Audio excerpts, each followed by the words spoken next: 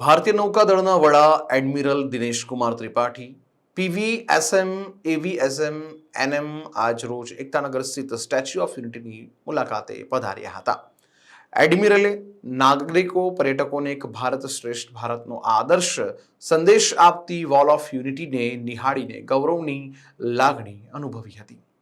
Statue of unity પરિસરમાં તેઓએ સરદાર વલ્લભભાઈ પટેલની વિશ્વની સૌથી વિશાળ પ્રતિમાના ચરણોમાં પુષ્પ અર્પણ કરીને ભાવવંદના કરી હતી.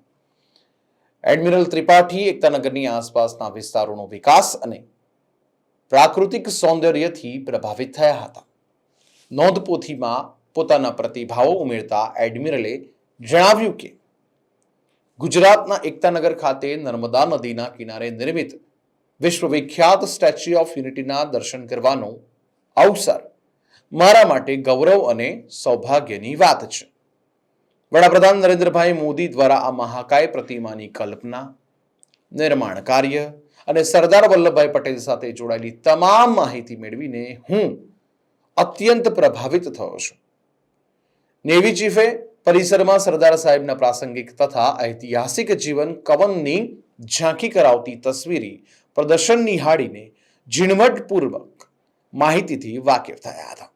ત્યારબાદ સરદાર સાહેબના પ્રતિમાના હૃદય સ્થાનેથી વિધ્યાંચલ સાતપુડા ગિરિમાળાનું પ્રાકૃતિક સૌંદર્ય પણ નિહાળીને ધન્યતા અનુભવી હતી. સ્ટેચ્યુ ઓફ યુનિટીની મુલાકાતે આવેલા ત્રિપાઠીને સ્ટેચ્યુ ઓફ યુનિટી ઓથોરિટીના નાયબ કલેક્ટર અભિષેક સિન્હા દ્વારા સ્મૃતિ ચિહ્ન રૂપે સરદાર સાહેબની પ્રતિકૃતિ અર્પણ કરવામાં આવી હતી. સ્ટેચ્યુ ઓફ યુનિટીની મુલાકાત બાદ સાંજની વેળાએ એડમિરલે સરદાર સાહેબના જીવન કવન અને વિશ્વની વિરાટ પ્રતિમાના નિર્માણની ઝીણવટભરી માહિતી લેસર શોના માધ્યમથી મેળવીને પ્રસન્નતાનો ભાવ વ્યક્ત કર્યો હતો.